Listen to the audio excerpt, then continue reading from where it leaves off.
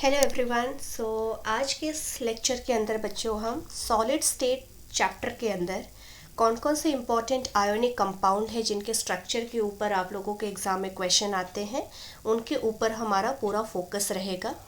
तो basically 5-6 structure ऐसे हैं जिनके ऊपर बहुत बार क्वेश्चंस आए हैं एग्ज़ाम में। हम उन स्ट्रक्चर्स के ऊपर आज के इस लेक्चर में डिस्कस करेंगे। तो हमारा टॉपिक है बच्चों स्ट्रक्चर ऑफ आयोनिक कंपाउंड, जिसमें सबसे पहला जो हमारा कंपाउंड है that is NaCl structure. NaCl structure को बच्चों हम रॉक सॉल्ट स्ट्रक्चर भी कहते हैं, एज वेल एज हम इसको हैलाइड स्ट्रक्चर भी कहते हैं। This is also known as halide structure. अब ये स्ट्रक्चर आप गौर से देखिए, यहाँ पे ये जो ग्रीन पार्टिकल्स हैं they are representing chloride ion, and जो रेड वाले बॉल्स हैं ये एक्चुअली में आपके Na+ को इंडिकेट कर रहा है। अब बच्चों जो NaCl का क्रिस्टल है वो एक्चुअली में किससे मिलके बना है? Na+ and Cl negative ion के साथ। मतलब NaCl क्रिस्टल के अंदर कंस्टिट्यूएंट पार्टिकल्स कौन कौन से हैं, मतलब किस पार्टिकल से मिलके आपका ये पूरा क्रिस्टल बना है? Na+ and Cl negative ion के साथ। तो एक्चुअल में ये Cl नेगेटिव और Na+ अरेंज कैसे होते हैं इसको यहाँ पे इस डायग्राम के थ्रू हम समझ सकते हैं। गौर से देखिए, जो Cl नेगेटिव है, जितने भी ग्रीन पार्टिकल हैं they are representing Cl negative and all the red particle are representing sodium ion. तो as you can see that कि ये जो हमारे पास ग्रीन पार्टिकल्स हैं they are actually located at all the corner. यहाँ पे ऊपर में 4 कॉर्नर जो है क्यूब के उन पे लगा हुआ है, और नीचे जो 4 कॉर्नर है उन पे लगा हुआ है। तो बेसिकली कहने का ये मतलब है कि जितने भी 8 कॉर्नर है वहाँ पे Cl नेगेटिव आपका मौजूद है, और जितने भी फेस के सेंटर हैं, जैसे आप देखिए ये ऊपर वाला फेस है, उस फेस के सेंटर के बीच में यहाँ पे एक Cl नेगेटिव है। उसी तरह से ये वाला जो फेस है वो हमारा सामने वाला फेस है जिसके सेंटर पे ये पार्टिकल रखा है। उसी तरह से ये हमारा नीचे वाला फेस है जिसके सेंटर में एक पार्टिकल रखा है। उसी तरह से ये हमारा एक फेस है जिसके सेंटर में एक पार्टिकल रखा है। कहने का मतलब है कि Cl नेगेटिव एक्चुअली में लोकेटेड कहाँ कहाँ पे है बच्चों? Cl negative is occupied at all the corner and along with that at all the face centre. तो जितने भी फेस सेंटर है वहाँ पे भी ऑक्यूपाइड है, एज वेल एज सारे कॉर्नर पे भी ऑक्यूपाइड है। तो हम ये कह सकते हैं कि Cl नेगेटिव एक्चुअली में किस तरह के लैटिस का फॉर्मेशन कर रहा है? CCP lattice. CCP मतलब FCC लैटिस का फॉर्मेशन कर रहा है। तो बच्चों यहाँ से हम पता क्या लगाएं? हमने ये पता लगाया कि NaCl के क्रिस्टल के अंदर Cl नेगेटिव का अरेंजमेंट कैसा है? एग्जैक्टली CCP जैसा। मतलब Cl नेगेटिव के पार्टिकल्स कहाँ कहाँ पे रखे हुए हैं? जितने भी कॉर्नर है और जितने भी फेस के सेंटर है वहाँ पे प्लेस्ड हैं। अब यहाँ पे देखिए Na+ के पोजीशन को बच्चों। तो Na+ जो है यहाँ पे आप देख सकते हैं जितने भी एजेस हैं उनके सेंटर में रखा हुआ है। जैसे ये एक एज है, इसके सेंटर में एक Na+ को रखा हुआ है। उसी तरह से यहाँ पे आप देख सकते हैं दूसरे एज की बात कर लेते हैं। ये एक एज है, इसके सेंटर में एक Na+ को रखा है। ये एक एज है, इसके सेंटर में एक पार्टिकल को रखा है। तो जितने भी एजेस हैं उनके सेंटर में हमने एक एक Na+ को रखा है, और एक Na+ आपका इस क्यूब के बॉडी सेंटर में लोकेटेड है बच्चों। अब याद कीजिए, एक आप लोगों को मैंने अपने चैनल पे एक वीडियो अपलोड किया है जिसके अंदर मैंने टेट्राहेड्रल एंड ऑक्टाहेड्रल वॉइड के पोजीशंस क्या होते हैं उनके बारे में डिटेल में डिस्कस किया था, जिसमें मैंने कहा था कि जो हमारा ऑक्टाहेड्रल वॉइड होता है बच्चों वो कहाँ कहाँ पे लोकेटेड होता है? बॉडी के सेंटर में लोकेटेड होता है, एंड जितने भी एज के सेंटर होते हैं वहाँ पे लोकेटेड होता है। तो ये जितने भी एजेस हैं उनके सेंटर में भी आपका Na+ आपका प्रेजेंट है, और एक बॉडी के सेंटर में भी आपका Na+ प्रेजेंट है। तो बेसिकली ये सारे पोजीशन कौन से पोजीशन है? ऑक्टाहेड्रल वॉइड के लोकेशंस हैं। तो हम यहाँ पे क्या कहेंगे बच्चों NaCl के क्रिस्टल के अंदर कि Cl नेगेटिव तो आपका CCP लैटिस बना रहा है, बट Na+ आपका जितने भी ऑक्टाहेड्रल वॉइड के साइट हैं वहाँ पे जाके ऑक्यूपाइड है। नाउ सबसे पहला यहाँ पे इस स्ट्रक्चर से रिलेटेड पॉइंट्स क्या क्या आ सकते हैं। पहला पॉइंट काफ़ी इंपॉर्टेंट पॉइंट है, रेडियस रेशियो बच्चों क्या होता है। रेडियस रेशियो का मतलब होता है जो कैटायन है और जो एनायन है उनके रेडियस का रेशियो। जैसे यहाँ पे मैं Na+ और Cl नेगेटिव का जो रेडियस होगा अगर उसका रेशियो ले लूँ तो एक्सपेरिमेंटली क्या देखा गया है, जो सोडियम आयन है और जो Cl नेगेटिव है उनके अगर रेडियस का आप रेशियो लेते हो तो ये रेशियो आपको मिलता है अराउंड 0.53। एंड सिंस ये रेशियो आप देख सकते हो बच्चों ये किस रेंज में लाई कर रहा है, एक टेबल आपको ध्यान में रखना पड़ेगा रेडियस रेशियो का, जिसका टेबल मैं यहाँ पे आप लोगों के लिए बना रही हूँ, ध्यान दीजिएगा। अगर आपका रेडियस रेशियो बच्चों 0.225 से ज़्यादा है या इक्वल है लेकिन 0.414 से कम है, तो ऐसे केस में जो आपका वॉइड होता है वो आपका टेट्राहेड्रल वॉइड होता है। बेसिकली 3 वॉइड के बारे में हमें ज़्यादा डिटेल में जानना पड़ता है और उसी के ऊपर क्वेश्चंस आते हैं। तो ध्यान रखिएगा कि अगर आपका रेडियस रेशियो 0.225 के इक्वल है या तो उससे ज़्यादा है लेकिन 0.414 से कम है तो ऐसे वॉइड हमारे क्या होते हैं, टेट्राहेड्रल वॉइड होते हैं। अगर आपका रेडियस रेशियो किसी भी क्रिस्टल के अंदर 0.414 के इक्वल है या फिर उससे ज़्यादा है बट 0.732 से कम है तो ऐसे केस में जो हमारे वॉइड बनते हैं वो ऑक्टाहेड्रल वॉइड बनते हैं। एंड तीसरी बात, अगर आपका रेडियस रेशियो 0.732 से ज़्यादा है या फिर बराबर है बट 1 से कम है तो ऐसे केस में हमारे कौन से वॉइड बनते हैं बच्चों, क्यूबिकल वॉइड बनते हैं। तो ये 3 रेडियस रेशियो की वैल्यूज़ आप लोगों को ध्यान में रखनी पड़ेगी इस पूरे क्रिस्टल के स्ट्रक्चर को समझने के लिए। तो यहाँ पे बच्चों जब NaCl के क्रिस्टल के अंदर सोडियम आयन और Cl नेगेटिव आयन के रेडियस का जब रेशियो निकाला गया, मतलब जब Rna+ divided by Rcl negative ये रेशियो जब फाइंड आउट किया गया तो एक्सपेरिमेंटली ये 0.53 मिला था। अब सिंस ये रेशियो बच्चों किस रेंज में लाई कर रहा है, ये आप देख सकते हैं कि 0.53 आपका इस रेंज में लाई कर रहा है, 0.414 से लेके 0.732 के रेंज में। मतलब NaCl के क्रिस्टल में किस तरह के वॉइड हैं, ऑक्टाहेड्रल वॉइड हैं। उन्हीं ऑक्टाहेड्रल वॉइड के अंदर आपका कौन लोकेटेड है, Na+ लोकेटेड है। क्योंकि यूजुअली क्या होता है बच्चों, जो हमारा आयोनिक कंपाउंड होते हैं उसमें कैटायन और एनायन होता है। यूजुअली जो एनायन होते हैं वो लार्ज साइज के होते हैं तो इसलिए जो लैटिस आपका होता है वो एनायन बनाता है और उस लैटिस के बनने के दौरान जो वॉइड आपके बनते हैं उन वॉइड के अंदर आपका कौन ऑक्यूपाइड होता है, कैटायन होता है। तो इसीलिए हम देख सकते हैं कि जो Cl नेगेटिव है बच्चों ये क्या कर रहा है, यहाँ पे पूरा FCC लैटिस बना रहा है, CC पे लैटिस बना रहा है और जितने भी आपके ऑक्टाहेड्रल वॉइड हैं उनके अंदर कौन ऑक्यूपाइड है, Na+ ऑक्यूपाइड है। तो यहाँ पे देखिए बच्चों पहला पॉइंट वही है कि since the radius ratio of cation and anion is 0.53 which lies between 0.414 and 0.732 which means that इस क्रिस्टल के अंदर किस तरह का वॉइड मौजूद है, ऑक्टाहेड्रल वॉइड मौजूद है। पॉइंट नंबर 2 इसके स्ट्रक्चर से रिलेटेड है। जैसा कि हमने ऊपर डिस्कस किया, मैंने क्या कहा था अभी आप लोगों से कि जो Cl नेगेटिव है ये एक्चुअली में CCP लैटिस बनाता है NaCl के क्रिस्टल में। मतलब Cl नेगेटिव आपके कहाँ कहाँ पे लोकेटेड होते हैं बच्चों, जितने भी कॉर्नर होते हैं और जितने भी फेस के सेंटर होते हैं वहाँ पे लोकेटेड होता है, ठीक है। और Na+ आपका कहाँ पे होता है बच्चों, Na+ आपका जितने भी ऑक्टाहेड्रल वॉइड है वहाँ पे ऑक्यूपाइड है। तो वही बात लिखी गई है कि chloride ion form CCP lattice means it is occupied at all the corner along with the face center, but all the octahedral void locations are occupied by sodium ion. कौन कौन से ऑक्टाहेड्रल वॉइड के locations होते हैं बच्चों, एक body centre होता है और बाकी सारे एजेस सेंटर होते हैं। जितने भी एजेस हैं उन सभी के सेंटर में एक एक ऑक्टाहेड्रल वॉइड आपका मौजूद होता है और उन्हीं जगह पे आपके क्या है, Na+ के आयन मौजूद हैं। नाउ अगर हम नंबर ऑफ क्लोराइड आयन एक यूनिट सेल की बात करें बच्चों, अगर एक यूनिट सेल की बात करें तो यहाँ पे देखिए क्या है, ये हमारा एक यूनिट सेल है NaCl का, जिसमें आप देख सकते हैं कि all the Cl negative are occupied at all the 8 corner along with 6 face center and all the octahedral voids positions are occupied by the Na plus ion।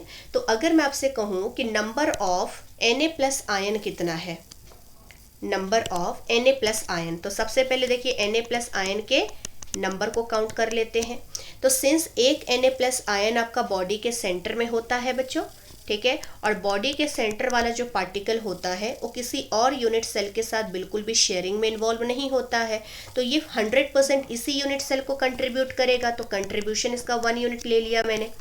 अब यहाँ पे Na प्लस बाकी कहाँ पे हैं, एज के सेंटर में। कितने एजेस होते हैं क्यूब के अंदर, 12, और जितने भी एज के सेंटर वाले पार्टिकल होते हैं वो एक्चुअली में कितना पार्ट अपना कंट्रीब्यूट करते हैं एक यूनिट सेल को, सिर्फ 1/4 पार्ट। और ये सारा चीज़ मैंने अपने फर्स्ट जो लेक्चर है बच्चों सॉलिड स्टेट का, उसमें डिस्कस किया है। अगर किसी को कन्फ्यूजन है कि कितना कंट्रीब्यूशन आपका पार्टिकल करता है, अगर वो सेंटर पे होता है या कॉर्नर पे होता है या फेस के सेंटर पे होता है या एज के सेंटर पे होता है, इसको मैंने बहुत ही सिंपल तरीके से एक्सप्लेन किया है।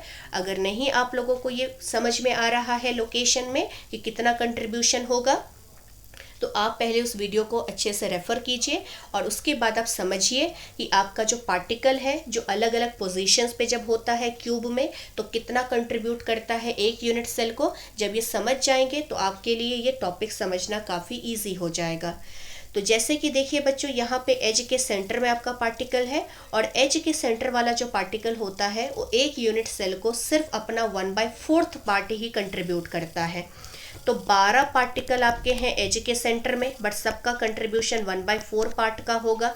तो इस तरह से कितने Na प्लस आपको एक यूनिट सेल में मिलेगा बच्चों, 4 Na प्लस मिलेगा। इसी तरह से अगर number of Cl negative ion की बात करें तो all the Cl negative are occupied at corner, और कॉर्नर वाले पार्टिकल का क्यूब में कंट्रीब्यूशन कितना होता है एक यूनिट सेल की तरफ, 1/8 होता है। और कितने फेस के सेंटर पे पार्टिकल हैं, 6 पार्टिकल आपके फेस के सेंटर पे हैं, और सभी फेस के सेंटर वाले पार्टिकल का कंट्रीब्यूशन एक यूनिट सेल की तरफ कितना होता है, 1/2। और ये सब कुछ मैंने समझाया है पार्ट नंबर 1, आप देख सकते हैं सॉलिड स्टेट का, जो कि ऑलरेडी अपलोडेड है मेरे चैनल पे। तो यहाँ पे अगर आप इसको सॉल्व करेंगे तो नंबर ऑफ Cl नेगेटिव बच्चों कितना मिलेगा, 4 मिलेगा। मतलब कहने का ये है कि 1 यूनिट सेल ऑफ NaCl के अंदर 4 Na प्लस भी है बच्चों और 4 Cl नेगेटिव भी है। तो कितने फॉर्मूला यूनिट बनेगा, एक फॉर्मूला यूनिट मतलब एक फॉर्मूला यूनिट का मतलब होता है 1 NaCl। तो इस तरह से 4 Na प्लस और 4 Cl नेगेटिव से मिलके हम कितने फॉर्मूला यूनिट बना सकते हैं, 4 फॉर्मूला यूनिट। तो हम ये कहेंगे कि number of formula unit in 1 unit cell कितने होगा, 4 होगा। तो ध्यान रखिएगा, नंबर ऑफ क्लोराइड आयन 4 है, नंबर ऑफ सोडियम आयन आपके 4 हैं, मतलब 4 Na प्लस और 4 Cl नेगेटिव से मिलके बच्चों क्या होगा, 4 फॉर्मूला यूनिट हम बना सकते हैं। मतलब जो Z होता है, जो इफेक्टिव नंबर ऑफ पार्टिकल होते हैं एक यूनिट सेल में, वो NaCl के केस में कितना हो जाएगा, 4 हो जाएगा। Now this point is very very important बच्चों, क्योंकि इसी पॉइंट के ऊपर आपके न्यूमेरिकल्स पूछे जाते हैं इस टॉपिक के ऊपर। एज लेंथ और रेडियस ऑफ कैटायन और एनायन के बीच में क्या रिलेशन है। तो बच्चों देखो, एक्चुअली में ये जो हम एजेस देख रहे हैं, जैसे अगर मैं इस एज की बात करूं तो इस एज के अलोंग 3 पार्टिकल है, 2 Cl नेगेटिव और एक आपका है Na प्लस, ठीक है। ये जो सेंटर से सेंटर के बीच का जो डिस्टेंस है, लेट अस से इसको एज लेंथ में A ले लेती हूँ।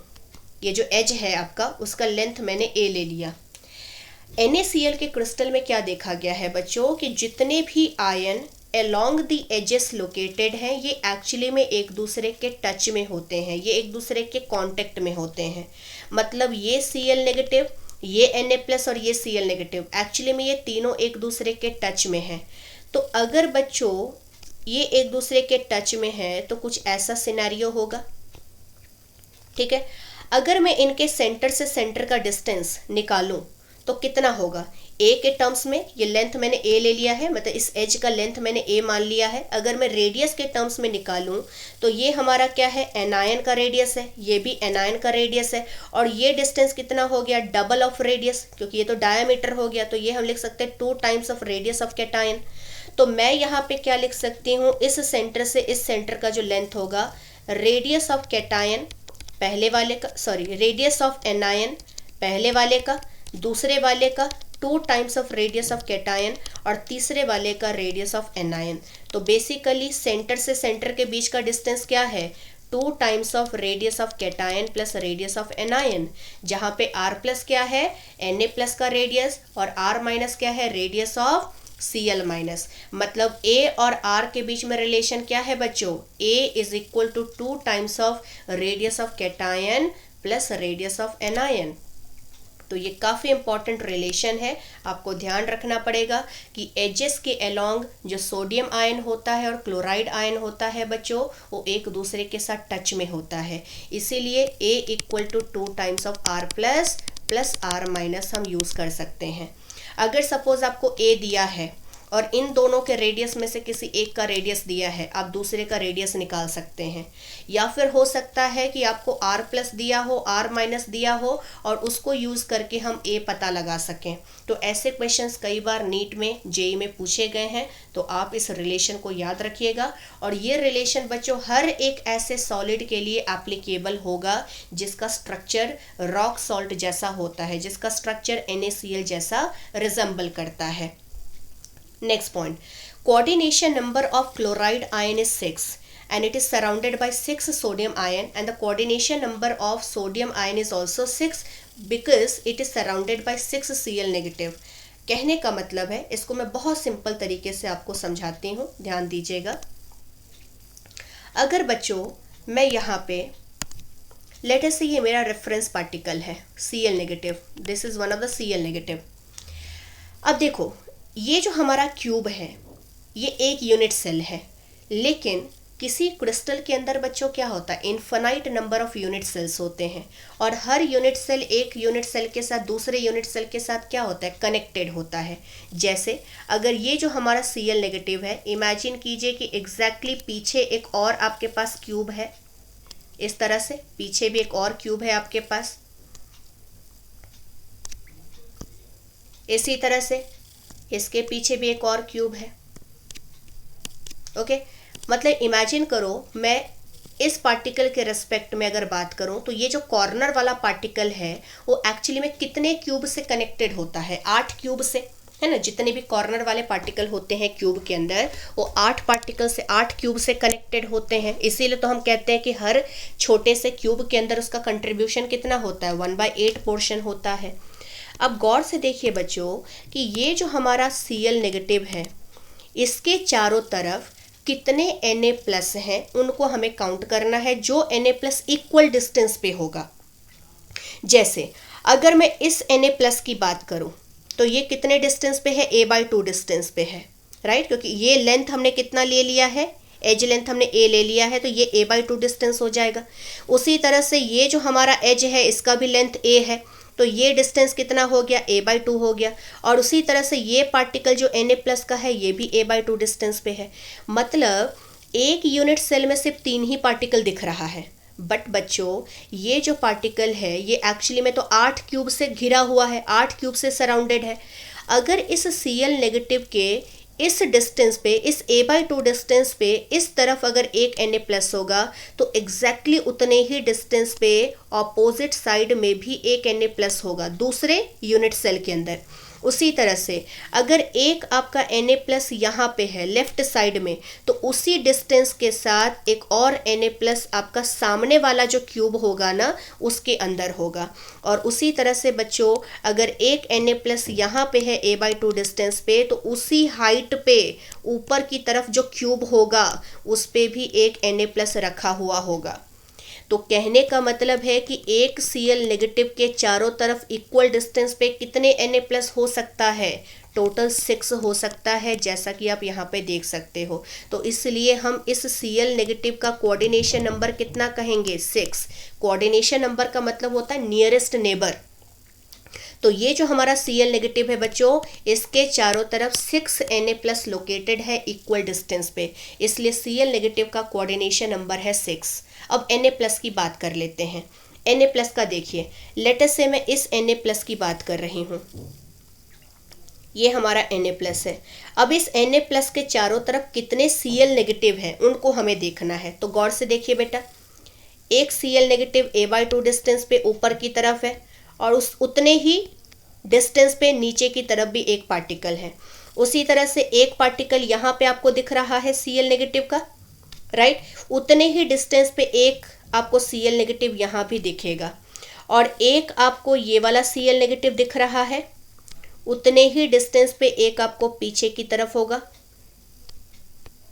कौन सा, Cl नेगेटिव। तो बेसिकली ये जो Na+ हमारा एज के सेंटर पे रखा हुआ है बच्चों, ये एज के सेंटर वाला जो Na+ हो कितने Cl नेगेटिव के साथ घिरा हुआ है, 1 2 3 4 5 6 के साथ। मतलब Na+ का भी कोऑर्डिनेशन नंबर 6 है और Cl नेगेटिव का भी कोऑर्डिनेशन नंबर 6 है। तो अगर आपसे कोई पूछ ले कि what is the coordination ratio of cation is to anion, तो कैटायन का भी कोऑर्डिनेशन नंबर 6 है बच्चों, एनायन का भी 6 है, तो रेशियो कितना हो जाएगा, 6:6 हो जाएगा। और ये कुछ ऐसे क्रिस्टल हैं जिनका स्ट्रक्चर किसके जैसा होता है बच्चों, NaCl जैसा होता है। KCl हो गया, RbCl हो गया, FeO हो गया। ये बहुत ही कॉमन एग्जाम्पल है जो एग्जाम में पूछ लिए जाते हैं। तो ये 3 ऐसे कंपाउंड हैं जिनका स्ट्रक्चर एग्जैक्टली रॉक सॉल्ट के स्ट्रक्चर जैसा ही होता है। सेकेंड टाइप ऑफ कंपाउंड है हमारा बच्चों यहाँ पे सीजियम क्लोराइड। सीजियम क्लोराइड के स्ट्रक्चर को गौर से देखिए, यहाँ पे आप देख सकते हैं जो ब्लू वाले पार्टिकल्स हैं ये एक्चुअली में सीजियम आयन है, सॉरी ब्लू वाले जो पार्टिकल है वो आपके Cl नेगेटिव आयन है और जो अंदर आपका रेड वाला पार्टिकल रखा है वो आपका सीजियम आयन है। जैसा कि बच्चों यहाँ पे थोड़ी देर के लिए इसको इग्नोर कीजिए, आप क्लियरली देख सकते हैं कि all the particles are located at the corner atom. मतलब ये बेसिकली अगर इनसे ब्लू पार्टिकल को ही हम बस कंसीडर करें तो ये किस तरह का लैटिस है, ये है सिंपल क्यूबिक, क्योंकि सिंपल क्यूबिक के अंदर क्या होता है, पार्टिकल सिर्फ और सिर्फ कॉर्नर पे मौजूद होते हैं। तो अगर मैं यहाँ पे थोड़ी देर के लिए इग्नोर कर दूँ सीजियम आयन को, तो आप क्लियरली देख सकते हैं कि यहाँ पे Cl नेगेटिव जो है वो सिंपल क्यूबिक टाइप का लैटिस बना रहा है। सिंपल क्यूबिक कैसे बनता है बच्चों, 4 पार्टिकल आपके लेटर से इस तरह से अरेंज है 2 डायमेंशन में, स्क्वायर लैटिस इसको हम कह सकते हैं 2 डायमेंशन का। अगर इसके ऊपर ही 4 पार्टिकल एग्जैक्टली इसके ऊपर डाल दो, ये हमारा 2 डायमेंशन है, बट अगर इसको 3 डायमेंशन में कन्वर्ट करना है तो मुझे क्या करना पड़ेगा, इसके ऊपर एक और लेयर डालना पड़ेगा। तो लेट अस से दैट एक पार्टिकल मैंने इसके ऊपर डाल दिया, एक पार्टिकल इसके ऊपर डाल दिया, एक पार्टिकल इसके ऊपर डाल दिया, इसके ऊपर एक पार्टिकल डाल दिया, तो बीच में जो वॉइड होता है उसको हम क्यूबिकल वॉइड कहते हैं। और इसी क्यूबिकल वॉइड के अंदर बेटा क्या रखा हुआ है, यहाँ पे सीजियम आयन रखा हुआ है। तो बेसिकली Cl नेगेटिव आपका ये पूरा सिंपल क्यूबिक लैटिस बना रहा है और सीजियम आयन आपका यहाँ पे कौन से वॉइड के अंदर ऑक्यूपाइड है, क्यूबिकल वॉइड के अंदर। क्यों यहाँ क्यूबिकल वॉइड बनता है उसको भी हम प्रूव कर लेंगे यहाँ पे। तो सबसे पहला पॉइंट देखिए, एक्सपेरिमेंटली जब सीजियम आयन और Cl नेगेटिव के रेडियस का रेशियो निकाला गया तो ये रेशियो आपको 0.93 आया था। मतलब जब cation which was caesium ion और anion which is Cl negative ion, जब इसके रेडियस का रेशियो निकाला गया तो एक्सपेरिमेंटली ये कितना मिला था बच्चों, 0.93। अब ये देख सकते हैं कि जो 0.93 है ये एक्चुअली में किसके बीच में रेंज कर रहा है, किसके बीच में लाई कर रहा है, 0.93 यहाँ लाई कर रहा है, 0.732 से ज़्यादा है बट 1 से कम है। तो ऐसे केस में किस वॉइड की बात की थी मैंने, क्यूबिकल वॉइड की। तो अगर बच्चों यहाँ पे क्यूबिकल वॉइड बनता है तो हम कहेंगे कि सीजियम आयन आपका कौन से वॉइड के अंदर ऑक्यूपाइड है, क्यूबिकल। और क्यूबिकल कैसे बनता है ये ऑलरेडी मैं डिस्कस कर चुकी हूँ, 4 पार्टिकल एक लेयर में, 4 पार्टिकल एग्जैक्टली उसके ऊपर डाल दो तो बीच में जो गैप बनेगा, जो वॉइड बनेगा वही हमारा क्यूबिकल वॉइड होता है। और उसी वॉइड के अंदर आपका क्या रखा है बच्चों, सीजियम आयन रखा है। तो पहला पॉइंट वही है कि रेडियस रेशियो आपका 0.93 है which lies between 0.732 to 1 which means that cubical void is present. Point number 2 क्या है, chloride ion forming simple cubic, as I said right now कि जो हमारा Cl नेगेटिव है ये सिंपल क्यूबिक बना रहा है। क्यों? क्योंकि उसके पार्टिकल सिर्फ और सिर्फ कहाँ पे लोकेटेड है बच्चों? कॉर्नर पे। लेकिन सीजियम आयन आपका ऑक्यूपाइड कहाँ पे है? बॉडी के सेंटर में। क्योंकि बच्चों जब 4 आप पार्टिकल ऊपर डालोगे और 4 पार्टिकल नीचे डालोगे तो गैप आपको कहाँ पे मिलेगा? जो वॉइड आपका होगा बॉडी के सेंटर में क्रिएट होगा, और उसी के बॉडी के सेंटर में हमने क्या रखा है? एक सीजियम प्लस आयन को रख दिया है। तीसरा, नंबर ऑफ पार्टिकल हम निकाल लेते हैं, नंबर ऑफ आयन हम निकाल लेते हैं एक यूनिट सेल में। तो बच्चों देखो यहाँ पे 4 Cl नेगेटिव ऊपर है, 4 Cl नेगेटिव नीचे है। तो अगर मैं आपसे पूछूं कि number of Cl negative ion कितने हैं एक यूनिट सेल में, तो कितना होगा? 8 पार्टिकल क्यूब के कॉर्नर पे हैं, और कॉर्नर वाले पार्टिकल का कंट्रीब्यूशन सिर्फ 1/8 का होता है। तो 8 इंटू 1/8 कितना हो गया? 1। मतलब number of Cl negative ion सिर्फ 1 मिलेगा। और अगर मैं सीजियम आयन की बात करूं तो जैसा कि आप देख सकते हैं कि एक यूनिट सेल में सिर्फ एक ही सीजियम आयन रखा हुआ है, और वो कहाँ पे लोकेटेड है? बॉडी के सेंटर में। और बॉडी के सेंटर वाले पार्टिकल का कंट्रीब्यूशन फुली होता है, वो किसी और यूनिट सेल के साथ बिल्कुल भी शेयरिंग में नहीं रखा होता है। तो नंबर ऑफ Cl नेगेटिव भी 1 है, नंबर ऑफ सीजियम प्लस भी 1 है। तो कितने फॉर्मूला यूनिट हम बना सकते हैं? 1। एक सीजियम आयन एक Cl नेगेटिव के साथ जब कंबाइन करेगा तो एक ही फॉर्मूला बन सकता है। तो इसलिए नंबर ऑफ फॉर्मूला यूनिट कितने हो गए? 1। तो यहाँ पे Z कितना यूज़ करेंगे? याद रखिएगा, जब सीजियम क्लोराइड का स्ट्रक्चर आता है तो इफेक्टिव नंबर ऑफ Z आपको 1 डालना पड़ेगा। तीसरी बात, √3a equal to 2 times of R plus plus R minus, ये कहाँ से आया? ये भी बहुत ही इंपॉर्टेंट पॉइंट है बच्चों, इसको भी ध्यान से समझिएगा। This is one of the important point, क्योंकि यही पॉइंट को यूज़ करके क्वेश्चंस एग्जाम में आते हैं। देखिए बच्चों, ये जो पार्टिकल है और ये जो Cl नेगेटिव है और ये जो हमारा सीजियम प्लस आपका बॉडी के सेंटर में रखा है, ये तीनों जो आयन है ये एक्चुअली में लोकेटेड है along the body diagonal. Body diagonal हम किसको कहते हैं? बॉडी डायगोनल कहा जाता है बच्चों, जैसे मान के चलिए ये आपके पास एक क्यूब है। अब इस क्यूब के अंदर अगर मैं इस कॉर्नर की बात करूं और इसके डायगोनली ऑपोजिट कॉर्नर की बात करूं, तो ये जो हम लाइन यहाँ से पास करेंगे, जो हम इस कॉर्नर को इस कॉर्नर से जो कनेक्ट करेंगे, तो ये जो लाइन होगा इसी को बॉडी डायगोनल कहा जाता है। और बॉडी डायगोनल का जो लेंथ होता है बच्चों, ये ध्यान में रखना है आप लोगों को, ये बॉडी डायगोनल का लेंथ आपका √3a होता है। This length is √3a। तो एक्चुअली में क्या है बच्चों कि बॉडी सेंटर लैटिस के अंदर एक्चुअली में क्या होता है, जैसे सिंपल क्यूबिक लैटिस के अंदर जितने भी कॉर्नर वाले पार्टिकल होते हैं वो एक दूसरे के टच में होते हैं। बॉडी सेंटर वाले क्यूबिक लैटिस के अंदर क्या होता है? All the particle along the body diagonal they will be in contact with each other. मतलब जितने भी पार्टिकल आपके बॉडी डायगोनल के अलोंग रखे हुए हैं ये एक दूसरे के टच में होते हैं। मतलब ये पार्टिकल और ये पार्टिकल, ये तीनों पार्टिकल एक दूसरे के टच में होगा, क्योंकि ये तीनों एक दूसरे के बॉडी डायगोनल के अलोंग सिचुएटेड है। मतलब अगर ये बॉडी डायगोनल है बच्चों, तो यहाँ पे एक Cl नेगेटिव है, यहाँ पे बीच में एक सीजियम आयन रखा है और यहाँ पे एक फिर से Cl नेगेटिव है, ये तीनों इस तरह से टच में होते हैं। तो अगर मैं इसकी लेंथ की बात करूँ तो A के टर्म्स में इसका लेंथ कितना है? √3a। जैसा कि अभी मैंने कहा कि बॉडी डायगोनल का जो लेंथ होता है वो √3a होता है। और अगर मैं रेडियस की बात करूं, इन टर्म्स ऑफ रेडियस की बात, तो यहाँ पे देखिए ये Cl नेगेटिव है, ये आपका सीजियम आयन है और ये Cl नेगेटिव है। तो Cl नेगेटिव का रेडियस ये हो गया diameter which is 2 times of radius of cation, और ये हो गया रेडियस ऑफ एनायन। तो सेंटर से सेंटर का डिस्टेंस कितना होगा? R नेगेटिव, ये होगा 2R प्लस और ये R नेगेटिव। ऐड कर देंगे तो कितना बनेगा? This will be equal to 2 times of R plus plus R minus. अब ये जो हमारा वैल्यू है वो किसके बराबर है बच्चों? √3a के बराबर है। तो ध्यान रखिएगा √3a हमारा किसके बराबर होता है? 2 times of R plus plus R minus के बराबर होता है। And this is very very important, जो कि आपके क्वेश्चंस के लिए काफ़ी ज़्यादा इम्पॉर्टेंट पॉइंट है। तो ये ध्यान रखिएगा √3a equal to 2 times of R plus plus R minus. Now अगर बात करें बच्चों कोऑर्डिनेशन नंबर की, तो सीजियम का भी कोऑर्डिनेशन नंबर 8 होता है, क्लोराइड का भी 8 होता है। और इस तरह के कंपाउंड को, जो सीजियम क्लोराइड है, उसको हम कहते हैं 8:8 कंपाउंड, या फिर इसके कोऑर्डिनेशन रेशियो को 8:8 कहा जाता है। इसको प्रूव कर लेते हैं।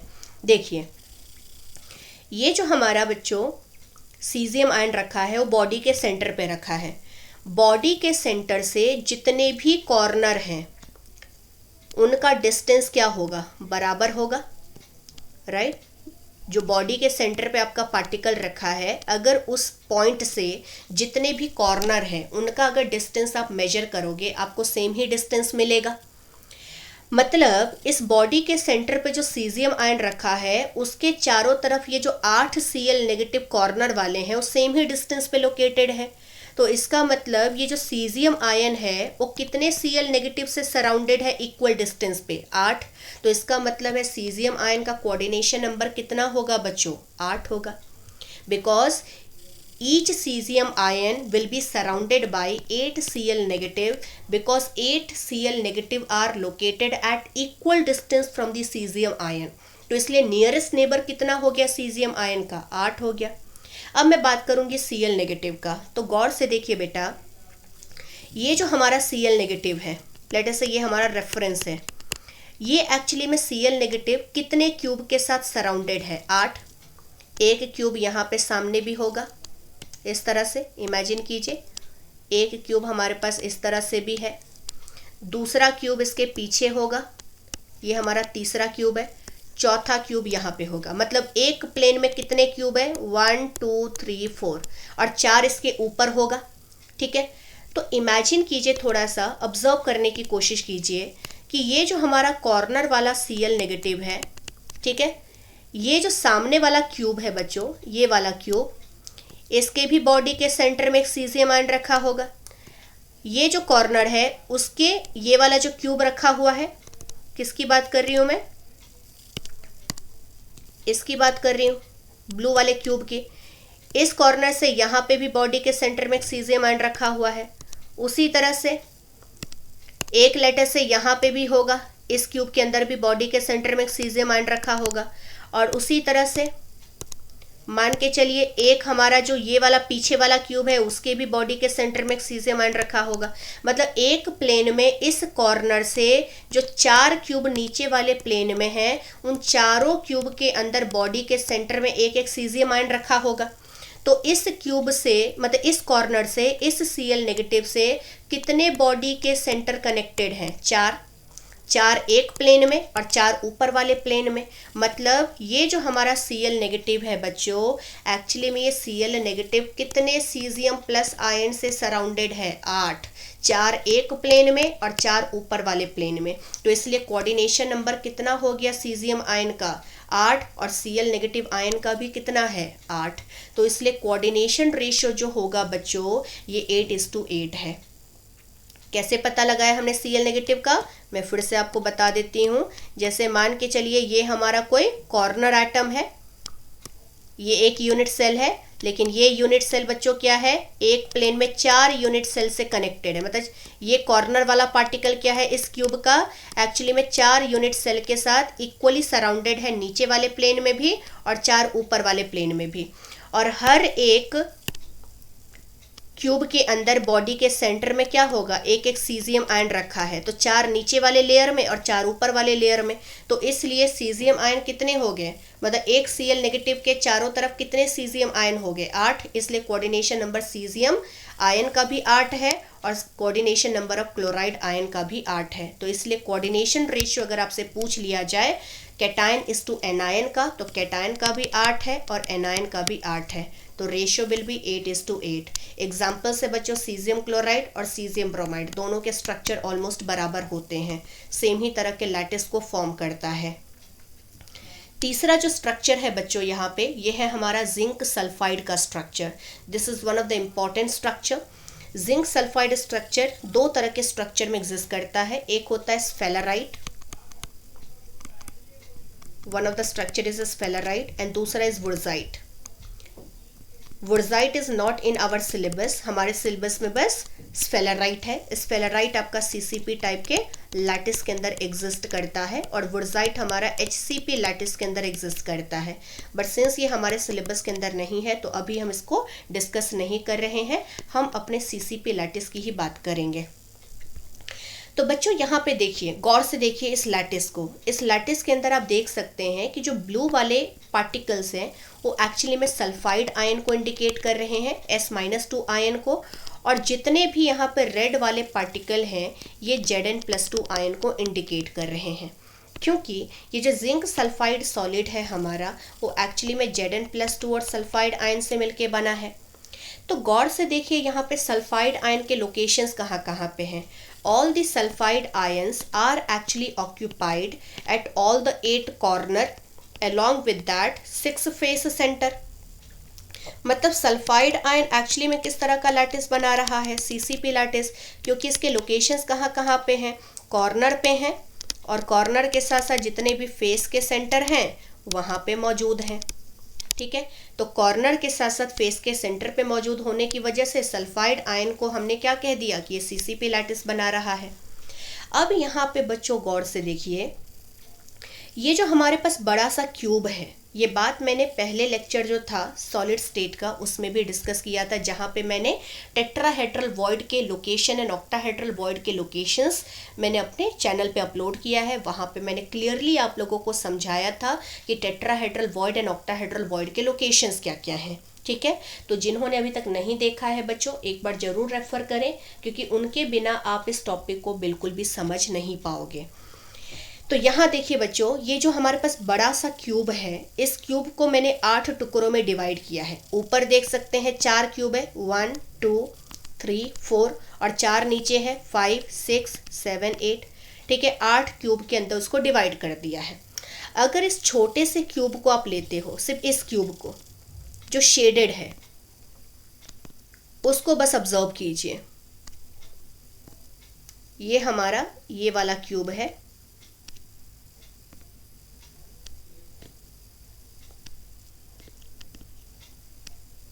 अगर बच्चों इस क्यूब को गौर से देखोगे तो इस क्यूब के अंदर पार्टिकल्स कहाँ कहाँ पे हैं। पार्टिकल्स के लोकेशंस को मैं यहाँ पे लिख रही हूँ। सिर्फ रेड वाले क्यूब की ही बात कर रही हूँ मैं, सिर्फ उसी को गौर से देखना है। एक पार्टिकल यहाँ है, फिर ये वाला पोजीशन अनऑक्यूपाइड है, फिर यहाँ पे है, मतलब अल्टरनेट पोजीशन पे है, वन आफ्टर दी अदर, एक गैप के बाद पार्टिकल रखा है। और उसी तरह से यहाँ पे नहीं है, यहाँ पे पार्टिकल रखा हुआ है ये वाला, फिर यहाँ नहीं है, यहाँ रखा हुआ है, और यहाँ पे आपका पार्टिकल नहीं है। कहने का मतलब है कि ये जो छोटा सा क्यूब मैंने रेड वाला बनाया है उसमें आप देखिए अल्टरनेट कॉर्नर पे 4 पार्टिकल रखे हुए हैं। ठीक है, और ये सारे जो ब्लैक वाले पार्टिकल्स हैं ये कौन से हैं, सल्फाइड आयन के हैं। ठीक है, जो इनिशियली ब्लू थे जिनको मैंने अभी ब्लैक में कन्वर्ट किया है आपको टेट्राहेड्रल वॉइड के लोकेशन को समझाने के लिए। अगर बच्चों इन तीनों पार्टिकल को आपस में आप कनेक्ट कर दोगे तो ये एक बेस बना रहा है ट्रायंगल शेप का, और अगर इन तीनों पार्टिकल को इस पार्टिकल से कनेक्ट कर दोगे तो आप देख सकते हो कि एक टेट्राहेड्रन बन रहा है। दिस इज अ टेट्राहेड्रन, और उसी टेट्राहेड्रन के सेंटर में क्या होता है, एक टेट्राहेड्रल वॉइड होता है। कैसे बनता है टेट्राहेड्रल वॉइड, रिकॉल कीजिए। जैसे बच्चों ये 3 पार्टिकल है, लेटर से इस तरह से एक प्लेन में हमने 3 पार्टिकल को डाल दिया जो इनिशियली ट्रायंगल वॉइड के फॉर्म में था, और एक पार्टिकल जब मैं इसके ऊपर डाल देती हूँ तो बीच में जो गैप रह जाता है वही गैप हमारा टेट्राहेड्रल वॉइड होता है। तो आप देख सकते हैं ये जो पार्टिकल है 1 2 एंड 3, ये कौन से पार्टिकल हैं, ये बेस वाले 1 2 3, और ये जो 4th पार्टिकल है जो इसके ऊपर रखा हुआ है ये कौन सा वाला पार्टिकल है, ये वाला पार्टिकल। अगर ये चारों पार्टिकल को इस तरह से अरेंज कर दिया जाए तो आप देख सकते हैं बीच में टेट्राहेड्रल वॉइड बना है। तो ये जो पीछे वाला क्यूब है बच्चों, उस पीछे वाले क्यूब के अंदर जो पार्टिकल्स हैं उनको जब हम एक दूसरे से कनेक्ट कर देते हैं तो एक टेट्राहेड्रल वॉइड बन रहा है, जिसके सेंटर में मतलब एक टेट्राहेड्रन बन रहा है, और उसी टेट्राहेड्रन के सेंटर में एक टेट्राहेड्रल वॉइड आपका मौजूद है, और उसी टेट्राहेड्रल वॉइड के अंदर बच्चों क्या रखा है, Zn+2 रखा है। तो आप गौर से देखिए बेटा, पीछे वाला जो क्यूब है उसके सेंटर में, उसके टेट्राहेड्रल वॉइड के सेंटर में एक Zn+2 रखा है, राइट। उसी तरह से ये जो आगे वाला क्यूब है, किस क्यूब की बात कर रही हूँ, इसको मैं शेड करके आपको दिखाती हूँ। ये वाला जो क्यूब है, आगे वाला क्यूब, इसके भी सेंटर में एक टेट्राहेड्रल वॉइड रखा है। मतलब आप देख सकते हैं कि एक अगर टेट्राहेड्रल वॉइड पीछे वाले क्यूब है तो इसके जस्ट ऑपोजिट वाला जो क्यूब है, मतलब अल्टरनेट जो क्यूब है, सामने वाला नहीं, ना इसके सामने और ना यहाँ पे, जस्ट ऑपोजिट वाला जो क्यूब है वहां पे एक टेट्राहेड्रल वॉइड रखा है। और उसी तरह से बच्चों आप यहाँ पे गौर से देखिए कि ये वाला जो हमारा टेट्राहेड्रल वॉइड है ये एक्चुअली में इस क्यूब के अंदर है, और ये वाला जो रेड वाला पार्टिकल आप देख रहे हो पीछे वाले क्यूब के अंदर है। मतलब अगर मैं आपको सिंपल तरीके से समझाऊं तो इमेजिन करो कि एक प्लेन में जो 4 क्यूब है, अगर यहाँ टेट्राहेड्रल वॉइड है तो यहाँ नहीं होगा, यहाँ नहीं होगा, यहाँ होगा। और उसी तरह से ऊपर वाला जो प्लेन है उसमें भी 4 क्यूब है, तो अगर यहाँ पे होगा और यहाँ पे होगा तो यहाँ नहीं होगा। ये आपको ध्यान में रखना है, क्योंकि आप क्लियरली यहाँ पे एक चीज़ ऑब्जर्व कर सकते हैं कि इस पूरे बड़े से क्यूब के अंदर, ये जो बड़ा वाला हमारा FCC का क्यूब है, उसमें कितने रेड पार्टिकल अंदर दिखाए गए हैं। गौर से देखिए, इसको ऑब्जर्व कीजिए। How many red particles are given in the structure? Only 4। As you can see that this particle, this particle, this particle and this particle। मतलब कहने का ये है कि एक्चुअल में हर एक छोटे से क्यूब के अंदर, ये जो 8 क्यूब बना हुआ है, 4 ऊपर 4 नीचे, हर एक क्यूब के अंदर एक एक टेट्राहेड्रल वॉइड है। बट सारे टेट्राहेड्रल वॉइड आपका ZnS के स्ट्रक्चर में ऑक्यूपाइड नहीं होता है, सिर्फ 50% ही ऑक्यूपाइड होता है। अगर बच्चों यहाँ पे गौर से देखा जाए तो 4 क्यूब आपके ऊपर है, 4 क्यूब आपके नीचे हैं, और चारों क्यूब ऊपर वाले में और चारों क्यूब नीचे वाले में एक एक आपका टेट्राहेड्रल वॉइड मौजूद होता है। लेकिन सिर्फ यहाँ पे कितने % टेट्राहेड्रल वॉइड ऑक्यूपाइड है? 50%, क्योंकि 4 ऊपर वाले में से किसी 2 ही में ऑक्यूपाइड है और 4 नीचे वाले में भी किसी 2 ही में ऑक्यूपाइड है। रेस्ट 4 यहाँ पे क्या है? वैकेंट है, मतलब उन टेट्राहेड्रल वॉइड की पोजीशन खाली है, वहाँ पे Zn+2 को नहीं रखा गया है। मतलब अगर आपसे कोई पूछ ले कि ZnS के अंदर कितना % आपका टेट्राहेड्रल वॉइड ऑक्यूपाइड है, तो हम सिर्फ और सिर्फ कितना % कहेंगे बच्चों? 50% ही कहेंगे। 100% पोजीशन ऑक्यूपाइड नहीं होता है। तो ये हमें ध्यान रखना है। और दूसरी बात ये याद रखना है बच्चों कि जो हमारा जिंक सल्फाइड का स्ट्रक्चर है, उसमें जो सल्फाइड आयन है, जब वो CCP लैटिस बना देता है तो Zn+2 जो आपका है बच्चों, ये टेट्राहेड्रल वॉइड तो सिर्फ 50% ही ऑक्यूपाई कर रहा है, बट ये भी टेट्राहेड्रल वॉइड आपके अल्टरनेट पोजीशन पे होते हैं। अल्टरनेट मतलब आप इस तरह से समझ सकते हैं, अगर 4 क्यूब ऊपर है, अगर एक जगह पे आपका Zn+2 रखा है तो यहाँ पे और यहाँ पे जो इससे डायरेक्टली कनेक्टेड है उनमें नहीं रखा होगा, इसके जस्ट ऑपोजिट वाले में रखा होगा, मतलब वन आफ्टर दी अदर रखा होगा। और उसी तरह से नीचे वाले प्लेन में भी वन आफ्टर दी अदर रखा होगा। मतलब सारे Zn+2 आपके क्या होते हैं बच्चों? अल्टरनेट पोजीशन पे ऑक्यूपाइड होते हैं। और कितने % ऑक्यूपाइड है? सिर्फ 50% ही ऑक्यूपाइड है। तो अगर आपको ये सब कुछ समझ में आ गया स्ट्रक्चर, तो इससे रिलेटेड सारे पॉइंट हम बहुत आसानी से समझ जाएंगे। सबसे पहला पॉइंट देखिए क्या कहा है। पॉइंट नंबर 1 ये है, the radius ratio of cation is to anion. ये एक्सपेरिमेंटल वैल्यूज है, आप लोगों को याद नहीं रखना है बच्चों। मैंने इस पॉइंट को इसलिए इंक्लूड किया ताकि आप लोग समझ पाए कि किस तरह के वॉइड इन क्रिस्टल के अंदर बनते हैं। तो जब यहाँ पे कैटायन इज टू एनायन का रेडियस का रेशियो निकाला गया, it was found to be 0.3, and now as you can see that this 0.3 lying between 0.225 to 0.414। और याद कीजिए ये जो रेशियो था, ये मैंने किस तरह के वॉइड के लिए कहा था?